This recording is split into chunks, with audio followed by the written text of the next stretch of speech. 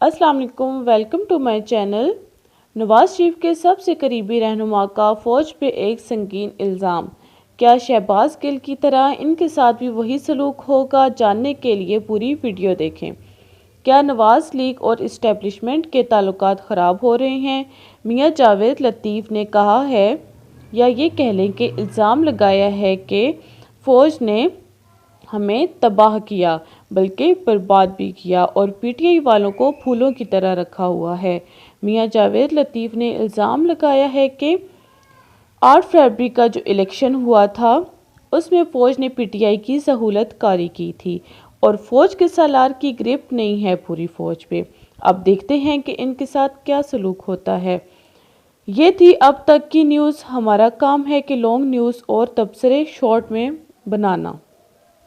मेरे चैनल को सब्सक्राइब करें ताकि हर आने वाली वीडियो आप तक पहुंच सके।